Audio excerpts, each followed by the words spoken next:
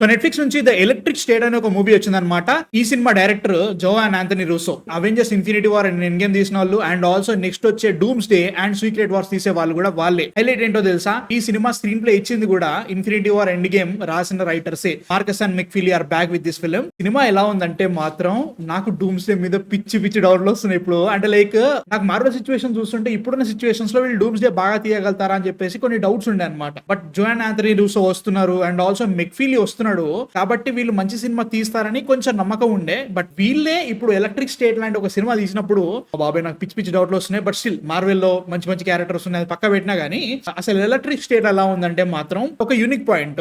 దాని చుట్టూ ఒక స్టోరీ వెళ్ళాలి. ఆ స్టోరీని నువ్వు ఎంత యూనిక్ గా చెప్తే అంత బాగుంటది, కరెక్టే. బట్ ఎన్నో సార్లు ఎన్నో రకాలుగా హాలీవుడ్ మూవీస్ చేసే మిస్టేకే చేస్తున్నారు. Same story, same screen play, అదే నడుస్తుంది. Exactly plot point by plot point ఏమేం జరుగుతుందో నువ్వు ఊహించిందే ఎగ్జాక్ట్లీ అదే జరుగుతుంది. వీళ్ళన వన్ డైమెన్షనల్ ఎన్నో రకాలుగా చూసినాం. జస్ట్ ఏస్థెటిక్స్ మారినాయి, కొంచెం సరౌండింగ్స్ మారినాయి తప్ప feel and look everything is same. ఈ సినిమాకి వీళ్ళు $320 million పెట్టారనమాట బడ్జెట్. అంటే అవెంజర్స్ ఎండ్ గేమ్ కంటే కొంచెం తక్కువ, 30 million అన్నది తక్కువ. చాలా ఎక్కువ బడ్జెట్ ఇది. సినిమాలో అది కనబడిందా అంటే మాత్రం కనబడింది.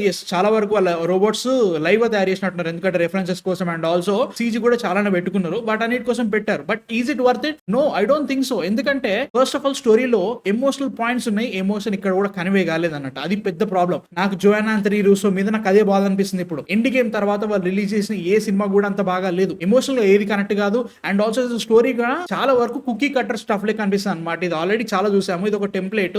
ఈ టెంప్లెట్ ని వాడి ఇంకో సినిమా తీద్దాం. ఎలక్ట్రిక్ స్టేట్ కూడా అలానే ఉంటది అనమాట. క్యారెక్టర్స్ వాటన్నిటిని ఏదో ఓకే దీని ఒకటి ఎస్టాబ్లిష్ చేయాలి కాబట్టి ఎస్టాబ్లిష్ చేసినట్టు అనిపిస్తుంది తప్ప ఆ క్యారెక్టర్ కి మనం కనెక్ట్ కాము. వాళ్ళకి జరిగేది ఏదైతే ఉంటుందో అది అంత ఇంట్రెస్టింగ్ అనిపించదు. ఇంట్రెస్టింగ్ అనిపించినా కానీ వీళ్ళు ఇంట్రెస్టింగ్ గా చూపెట్టరు. అది బాధ అనమాట నాకు. క్యారెక్టర్స్ కూడా ఒక యూనిక్ పాయింట్ ఉంటుంది. రోబోట్స్ వర్సెస్ హ్యూమన్స్, ఒక వార్ జరిగింది, వార్ తర్వాత చాలా దారుణాలు జరిగినాయి, దాని తర్వాత మనుషులు ఇంకో రకంగా ఎవాల్వ్ అయ్యారు. ఇట్లాంటి సిచ్యువేషన్ లో ఒక అక్క వాళ్ళ తమ్ముడిని ఎత్తుకుంటూ వెళ్తే ఎలా ఉంటుంది, ఇది బాగానే అనిపిస్తుంది వింటే. బట్ స్టిల్ సినిమాలో చూస్తుంటే మాత్రం ఎక్కడ కూడా ఒక పాయింట్ కూడా సరి కనెక్ట్ కాలేదు. నేను చెప్తున్నా కదా, మిల్లీ బాబీ బ్రౌన్ అయితే మాత్రం నాకు అస్సలు నచ్చట్లేదు ఈ మధ్యలో. ఆమె పర్ఫార్మెన్స్ కానీ ఆమె తీసుకునే సినిమాలు కానీ. Stranger things was really good product. నాకు తెలిసి ఇంకా సీజన్ 5 కూడా చాలా బాగుంటది.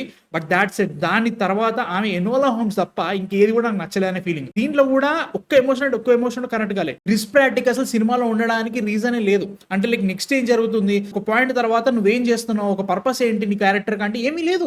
ఏదో ఉన్నాడు అంతే. జనరల్ టెంప్లెట్ సినిమాలో ఒక క్యారెక్టర్ ఎట్లా ఉంటుందో దీని తర్వాత ఇది జరగాలి, దీని తర్వాత ఇది జరగాలని అదే జరుగుతూ ఉంటుంది అన్నమాట ఈ సినిమాలో కూడా. అది నాకు పెద్ద ప్రాబ్లం వస్తుంది. నా బాధ ఏంటంటే పర్లేదురా బాబు, ఇది వీళ్ళు ఒక బుక్ నుంచి అడాప్ట్ చేసుకున్నారు, దాని నుంచి ఏదో తీసుకున్నారు అనుకోవచ్చు. బుక్ కూడా ఎప్పటి నుంచో తెలియదు. కానీ నా బాధ ఏంటంటే రైటర్స్ మార్కస్ అండ్ మెక్‌ఫీలీ దీంట్లో చేస్తున్నారు. They gave us winter soldier, they gave us civil war, they gave us infinity war, they gave us end game. అట్లాంటి రైటర్స్ ఏంటిది అని నాకు అర్థం కావట్లేదు అనమాట. చాలా డల్ గా, బోరింగ్ గా, ఎమోషన్ కనెక్ట్ కాకుండా ఏదో జరిగిపోయింది. అండ్ ఆల్సో వేరే లెవెల్ లాజికల్ లూప్ హోల్స్ ఉంటాయి దీంట్లో.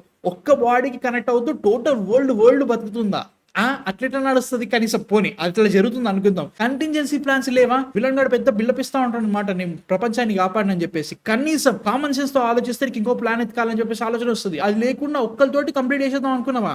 ఏంటది నాకు అర్థం కావట్లేదు. అండ్ ఆల్సో జాన్ కార్లో ఎస్పోసిటో ఇలాంటి సినిమాలు ఎందుకు చేసినా నాకు అర్థం కావట్లేదు. పైసలు ఎక్కిస్తున్నారు సార్ మీకు? నాకు అర్థం కావట్లేదు. You are a fantastic actor. Breaking Bad తర్వాత you got a fantastic recognition. ఏం చేస్తున్నారు మీ సినిమాలు ఈ మధ్యలో? ఏది లేదు అసలు. ఆయన క్యారెక్టర్ ఏమీ లేదు. ఆయన లేకుండా ఇంకెవరు చేసినా నడిచేది. సపరేట్ గా జాన్ కార్లో ఎస్పోసిటో చేయాల్సిన అవసరం ఏంది? అండ్ చాలా జరుగుతాయి అనమాట సినిమాలో. చాలా రొట్టంగా నడిచింది అన్నట్టు. ఒక మిస్టర్ పీనట్ ఉన్న క్యారెక్టర్ ఒకటి మంచిగా అనిపించింది. ఈ రోబోట్స్ కూడా కొన్ని బాగానే అనిపించినాయి. కానీ యాజ్ ఎ సెడ్ అన్ని కూడా మనం ఆల్రెడీ చూసాము. జస్ట్ ఇంకొక ఎస్థెటిక్ యాడ్ చేశారు అంతే. అంత తప్ప కాన్సెప్ట్ లో బాగా యూజ్ చేసినట్టు ఎక్కడ అనిపించలేదు అన్నట్టు. Electric state was a rod. నా బాధ ఏంటంటే ఈ సినిమా పోతే పోనీ రా బాబు, నాకు డూమ్స్డే, సీక్రెట్ వార్స్ కొడుతుంది. ఐ నో కెవిన్ ఫైగీ ఉన్నాడు and also the team is coming back and everything they can do wonders again. But end game తర్వాత వీళ్ళ ట్రాక్ రికార్డ్ చూసిన తర్వాత, ముఖ్యంగా మార్కస్ అండ్ మెక్‌ఫీలీ రూసోస్ కలిసి తీసిన ఈ సినిమా ఇంత రాడ్ అయ్యేసరికి భయం అవుతుంది నాకైతే మాత్రం. మీరు చూసారు ఎలక్ట్రిక్ స్టేట్? చూడాలనుకుంటున్నారా? కింద కామెంట్స్ లో చెప్పండి. ఏమో భయ్యా, డూమ్స్డే మీద మీ థాట్స్ కింద కామెంట్స్ లో చెప్పండి. అండ్ నెక్స్ట్ వీడియోతో మళ్ళీ కలుస్తాం. అంతవరకు మ్యాన్ ఫిక్షన్ సైనింగ్ ఆఫ్.